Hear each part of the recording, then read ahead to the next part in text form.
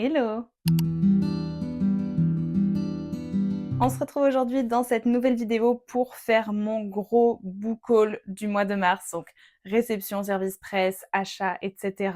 Il y a 12 livres, je crois, si ma mémoire est bonne. Et ce que je vais faire à chaque fois, c'est que je vais vous lire les résumés plutôt que, voilà, moi, vous résumer les livres, sachant qu'il y en a plusieurs que j'ai pas encore lus. Donc, je vais vous lire les résumés qu'il y a derrière. Donc pour ce qui est des réceptions, donc services de presse notamment, chez Adonia, il y en a eu 4. J'ai reçu notamment donc To the End de Dune Serra, qui était la sortie du mois de février. Donc attention, tout cela à chaque fois Adonia, on est sur des dark romances, donc pour un public majeur et averti. Et donc pour le résumé de To the End, leurs secrets sont liés, leurs blessures aussi, et quand la vérité éclatera, elle emportera tout sur son passage. Lorsque Nally Montgomery intègre la très sélecte Académie Blackwood dans le Maine, elle ne s'attend pas à trouver une école à l'aura mystérieuse perdue au fond des bois, ni à être confrontée à Rowan King, étudiant aux yeux de glace et aux ombres bien trop noires. Après leur rencontre sous tension, s'installe entre eux un jeu dangereux fait de provocation et de séduction. Mais plus Nally tente de percer le voile qui entoure Rowan, plus l'étau se resserre autour d'elle. La jeune femme va malheureusement vite comprendre que devenir l'obsession de Rohan pourrait la mener à sa perte. Donc celui-là, je l'ai lu pendant le mois de mars et j'ai été moyennement convaincue, c'était un 3,25 sur 5 pour moi. Je vous ai fait ma revue détaillée dans le bilan du mois de mars. Ensuite, j'ai reçu Anatomy of an Obsession d'Orlan Gray. Donc lui, c'était la sortie du mois de mars. Là, donc, on est sur un mélange entre dark romance et thriller. Elle pensait être en sécurité, lui n'a jamais cessé de la traquer. Depuis la mort de ses parents, Nana Darmon tente d'exorciser la violence en l'étudiant sur les bancs de la fac de criminologie. Mais lorsqu'un professeur est retrouvé assassiné dans son bureau, la théorie devient alors très concrète. Traquée par un inconnu qui laisse derrière lui des signes glaçants, Nana se réfugie chez son camarade Marcus dans le vertigineux penthouse de Killian Wexley, acteur adulé qui affiche un détachement inquiétant. Entre les murs de verre surplombant la ville, la jeune femme découvre un univers fait de luxe, de secrets et de frontières morales mouvantes. Un stalker obsédé par elle, un meurtrier qui choisit ses cibles avec une précision chirurgicale et son propre désir qui s'éveille pour ce qu'il ne devrait pas. Bientôt Nana n'est plus certaine de vouloir fuir, ni de pouvoir se sauver d'elle-même. Celui-là, je l'ai également lu au mois de mars et j'avais vraiment beaucoup aimé, c'était un 4,5 sur 5 pour moi. J'avais trouvé vraiment le mélange, voilà, enquête, relation, etc. plutôt sympa. Et j'ai aussi reçu Unbreakable d'Alexia Fall, qui est la sortie du mois d'avril, donc il sort le 15, si je dis pas de bêtises, et j'ai trop hâte de le lire, il a l'air trop bien. Seul un véritable monstre peut en effrayer un autre. Dans un quartier rongé par la brutalité, Azalée s'épanouit depuis qu'elle est devenue nounou pour une famille d'avocats reconnus. Une éclaircie dans l'obscurité qu'est sa vie. Mais un soir, celle-ci bascule violemment. Kidnappée par un prédateur que personne n'oserait soupçonner, Azalée se voit contrainte d'endosser une fausse identité et d'accepter un mariage qui s'annonce aussi sanglant que funeste. Du même coup, elle attire l'attention d'un réseau impitoyable qui agit dans l'ombre de New York. Entre les monstres masqués et ceux en costume impeccable, elle ne semble plus avoir d'issue, si ce n'est de devenir aussi redoutable qu'eux. Car Azalée le sait, pour survivre, il faut parfois franchir une ligne dont on ne revient pas. Et celui-là, c'est vraiment ma prochaine lecture, j'ai trop hâte de le lire. Je vous avais pas montré, mais voilà, les petits jaspages, ils sont magnifiques. Donc pour To the End, pour Anatomy of an Obsession, et puis pour Unbreakable, ils sont trop beaux. Et pour terminer chez Adonia, j'ai reçu Crescendo, donc toujours d'Alexia Fall, au format poche, donc pas de jaspage pour celui-là. J'avais adoré, c'était un coup de cœur pour moi l'année dernière quand je l'avais lu en brochet. C'était la première sortie de chez Adonia et coup de cœur dès le début, franchement, j'ai trop aimé. Du coup, je l'ai repris en poche, il y a un chapitre bonus dedans. Et donc pour ce qui est du résumé, des cœurs purs naît une haine ardente. La fille du médecin des Hells Lake, Izzy, a grandi au sein de ce gang redoutable sans pour autant y appartenir. Mais tout change quand son meilleur ami, l'héritier des Hells, manque de se faire assassiner. Izzy n'a alors plus qu'un objectif, intégrer le gang, quoi qu'il en coûte, afin de pouvoir veiller sur Luca lors de ses missions. Seulement pour cela, elle va devoir subir l'entraînement intensif réservé à chaque nouvelle recrue. Son instructeur n'est autre que Kiran, le plus sadique des Hells Lake. Si surmonter ses heures en tête-à-tête avec un homme qui semble vouloir la briser s'annonce compliqué, ce n'est rien à côté de ce qui l'attend sur le terrain. Izzy pensait être prête à affronter les Reapers, un gang adverse qui fait trembler le pays. Mais la menace qui plane sur elle est bien plus insidieuse qu'elle ne l'aurait imaginé. Et Kiran, dans toute sa cruauté, pourrait être le seul à avoir les clés de sa salvation. Donc il n'y a vraiment aucun lien entre Crescendo et Unbreakable. Ce sont vraiment deux histoires distinctes qui ne sont pas spin-off ni rien. Vraiment deux histoires complètement à part. De la part de J'ai lu, j'ai reçu La fille qui venait la nuit de Nell Lamar et franchement, j'ai hâte. C'est un petit thriller domestique qui a l'air très sympa. C'est prévu dans mes lectures du mois d'avril. Vous l'avez vu normalement si vous avez vu ma vidéo avec ma pile à lire. Depuis la naissance de sa fille, Aya est à bout. Trop épuisée pour s'occuper de son bébé, elle accepte sans hésiter la proposition de son mari d'engager une nourrice pour les nuits. Marley entre alors dans leur foyer et se révèle vite indispensable. Mais bientôt, des événements troublants se succèdent. Des objets disparaissent et Ava surprend des murmures et des gestes équivoques entre son mari et la nounou. Elle commence à douter. Qui est vraiment Marley et que lui cache son mari? Peu à peu, Ava se sent comme une étrangère dans sa propre maison, alors que la situation au sein du foyer ne cesse de se dégrader. La jeune amant devient paranoïaque. Est-elle en train de devenir folle ou quelqu'un essaye-t-il de lui faire croire qu'elle l'est? Franchement, il a l'air très très cool, j'ai hâte de le lire. Les éditions addictives ont gentiment accepté de m'envoyer Si les étoiles se taisent des Emma Green que j'ai lu et que j'ai adoré. C'était un 4,75 sur 5 pour moi, vraiment. J'ai trop aimé. Là, c'est vraiment le parfait mélange entre thriller et romance. Tout est parfaitement bien dosé, c'était incroyable comme lecture. Sur l'île de Skye, le danger rôde. Parfois, il dort même dans la maison d'à côté. À tout juste 24 ans, Astrée débarque de Paris pour disperser les cendres de son mari sur sa terre natale, la mystérieuse île de Skye. En exaucant la dernière volonté de James, la Française va découvrir un monde qu'elle ne soupçonnait pas. Un petit village écossais battu par les vents, où tout le monde se connaît, s'épie et s'accuse. Des disparitions qui inquiètent, des silences qui durent, des rumeurs qui grondent, et cet homme taciturne qu'elle a désormais pour voisin. On dit qu'Otis McKay a tué sa femme, on dit qu'il n'a plus un seul ami, on dit qu'il faut l'éviter. Mais Astrée a-t-elle déjà écouté ce qu'on lui disait?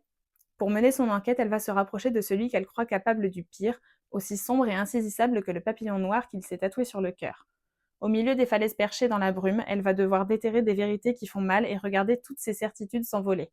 Et si c'était elle, le papillon de nuit destiné à mourir avant le petit matin? Franchement, trop bien, il y a des histoires de meurtre, on cherche à savoir qui est derrière tout ça, est-ce que c'est Otis ou pas?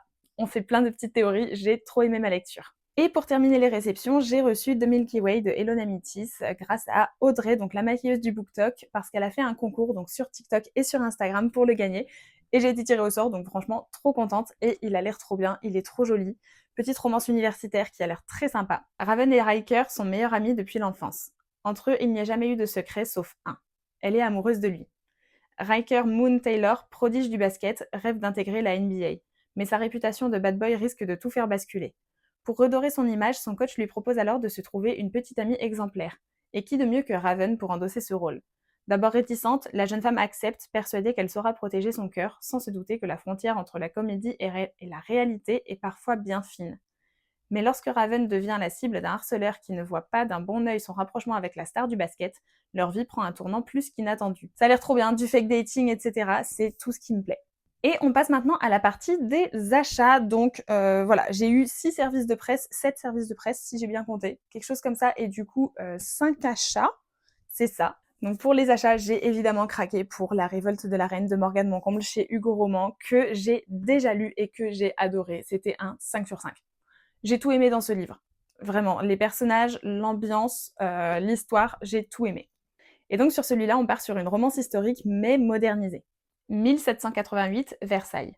Acacia se voit endosser un rôle qu'elle aurait tout donné pour éviter, reine de France. Pour le peuple, elle incarne l'espoir d'un pays à bout de souffle. Pour la cour, celui d'une souveraine vouée à sécuriser le trône. Or, la jeune mariée se révèle tout sauf docile. Frivole, imprévisible et un brin rebelle, loin de l'exemplarité attendue d'elle. Elle fascine autant qu'elle scandalise. Son époux, Alexandre d'Arc du est détesté par tous ses sujets. Devenu roi par défaut après la mort de son frère aîné, il règne sous la menace constante de ses ennemis et d'une maladie que beaucoup espèrent fatale. Acacia est pour lui une faiblesse de plus et une dangereuse tentation. Depuis leur rencontre, leurs relations virent à l'affrontement. Pourtant, derrière les piqûres et les faux-semblants, une attraction brûlante menace de tout faire basculer. Alors que la famine gronde en France et que la révolution approche, la reine devient une cible idéale. Acacia devra choisir. Se plier au rôle qu'on lui impose, ou continuer de défier les règles pour changer le cours de l'histoire, quitte à tout perdre, même que l'homme qu'elle n'aurait jamais dû aimer. Et j'ai trop aimé l'ambiance château, grosse robe, Versailles, etc. J'ai adoré. Même si c'est modernisé, c'est bien précisé dans l'avant-propos, donc on n'est pas choqué de ne pas avoir quelque chose de complètement ancré dans le XVIIIe siècle. C'est très très sympa comme lecture. J'ai aussi craqué pour Our Vicious Lies de Lila Mars chez Hugo Roman. C'est la lecture que je suis en train de lire en ce moment. Je l'ai presque finie, il me reste à peu près 50 pages, 60 pages, quelque chose comme ça je crois. Donc je devrais pouvoir la finir. Si ça se trouve même au moment où la vidéo sort, je l'aurai déjà finie, je pense, j'espère. Mais franchement pour l'instant j'aime beaucoup. Je pense qu'on partira sur un 4,5 sur 5, mais à voir. Ça, on va voir en fonction de la fin. Et là-dessus, on est sur de la mission des agents secrets, du mariage forcé à arranger, faux mariage, on va dire. Franchement, j'aime beaucoup trop. Quand prétendre s'aimer est la plus dangereuse des missions. Bella, alias Wheeler, le sait mieux que quiconque. Mentir peut sauver. ou détruire. Elle l'a appris au sein de la VEX, une section spéciale des services de renseignement britanniques, où elle a été façonnée pour devenir une arme invisible. Mais derrière l'espionne redoutable demeure aussi une fille aînée qui porte le poids d'un foyer en ruine. Sa nouvelle mission, s'introduire dans le cercle fermé d'une famille aussi puissante que corrompue en se faisant passer pour l'épouse d'un autre espion. Pas n'importe lequel, l'agent Camari. Brillant, implacable, terriblement fascinant. Celui qu'elle connaît depuis qu'elle a intégré la VEX, où il était son jeune et insupportable mentor, avant que tout ne bascule. Aujourd'hui, ils doivent convaincre leur cible qu'ils s'aiment tout en luttant contre ce qui risque de se réveiller entre eux. Car certains mensonges résonnent plus fort que la vérité, et ceux qu'on raconte par amour sont les plus vicieux de tous. J'ai presque fini et j'aime vraiment beaucoup trop ma lecture. Alors là, une saga qui me tente depuis des mois, Elise, donc de Elise Books, en fait beaucoup trop bien la propagande, elle en fait trop bien la pub, vraiment. J'ai craqué, j'ai pris Addicted to You, donc le tome 1 de la saga Addicted d'Esther Ritchie, donc Becca et Christa Ricci. J'ai trop hâte de lire cette saga. Elle est accro au sexe, lui à l'alcool. Leur seule manière de s'en sortir, toucher le fond. Personne ne pourrait soupçonner le secret de Lily Calloway. Dans les bars, pendant que les autres sont sur la piste de danse, Lily, elle, est aux toilettes, pour baiser. Des coups d'un soir torride dont elle a honte et qu'elle regrette aussitôt le lendemain. Il se trouve que la seule personne dans la confidence se livre à un penchant tout aussi inavouable. Pour Lauren Hale, sa meilleure amie est sa bouteille de bourbon. Lily n'est pas loin derrière. Cela fait 3 ans qu'ils font semblant d'être en couple, cachant leurs addictions respectives à leur famille. Mais alors qu'ils croulent sous le poids de leurs secrets, Lily et Lauren s'accrochent à leur relation destructrice et commencent à se demander si une vie ensemble, pour de vrai, ne serait pas préférable au mensonge. Et si le véritable vice de chacun était l'autre. Ça a l'air trop bien. Franchement, j'ai hâte. J'ai aussi pris One Night Only de Catherine Walsh chez Talent Édition. Donc, qui aurait pu prédire cela? Se retrouver au même mariage, en Irlande. Il y a une raison pour laquelle les aventures d'un soir sont des aventures d'un soir. Vous n'êtes pas censé vous revoir, surtout quand vous êtes la demoiselle d'honneur et qu'il est le frère du marié. Sarah Anderson n'a jamais été aussi enthousiasmée que par quoi que ce soit de sa vie. Elle se rend au mariage de sa meilleure amie, et pas n'importe quel mariage, un mariage irlandais. Adieu New York, bonjour les collines verdoyantes et les hommes aux beaux accents et aux yeux pétillants. Mais Sarah aurait dû savoir que tous les invités ne sont pas des princes de contes de fées. Il y a l'oncle Trevor, la grand-tante Aileen, mais le pire de tous, c'est Declan Murphy, témoin et frère du marié, et le dernier homme avec lequel Sarah est passée la nuit. Y a-t-il quelque chose de plus mortifiant que de tomber sur une aventure d'un soir à l'autre bout du monde? D'autant que Declan semble déterminé à embarrasser Sarah à chaque instant. Au moins, une fois le mariage terminé, elle n'aura plus jamais besoin de le revoir. Mais de retour à New York, Sarah découvre que plus elle essaye d'oublier Declan, moins elle peut s'empêcher de penser à ce sourire, au charme exaspérant et à la façon dont il porte le smoking. Était-il vraiment juste pour une nuit, ou Declan Murphy pourrait-il être the one? Ça a l'air très sympa, très comédie romantique, etc. Franchement, il a l'air très sympa. Et évidemment, j'ai pris Unfair tome 2 en collector parce que j'avais déjà le 1 en collector, donc il me fallait absolument cette édition-là. Et il est magnifique. Les illustrations dedans, maman, c'est trop beau. C'est beaucoup trop beau. Oh là là. Ils sont magnifiques. C'est magnifique. Je suis... Voilà. Je n'ai même pas les mots. Il y a un overlay quelque part aussi dans le bouquin. Je l'ai vu. Il est trop beau. Franchement, objet livre incroyable. Lui, par contre, je vais pas vous lire le résumé parce que ça va vous spoil le tome 1, je pense. J'ai même pas lu le résumé moi-même, je crois. Je sais juste que ça se passe quelques années après le tome 1.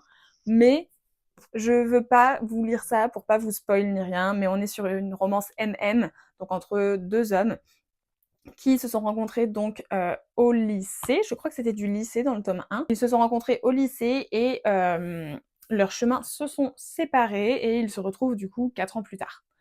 Voilà. Voilà donc pour tous les livres que j'ai reçus ou achetés au mois de mars. La pile est vraiment conséquente. C'est n'importe quoi. J'ai trop hâte de tous les lire. Clairement, j'ai trop hâte. Vous avez bien vu que j'ai même pas pu me retenir et j'ai directement lu dans le mois de mars certains de ces achats-là.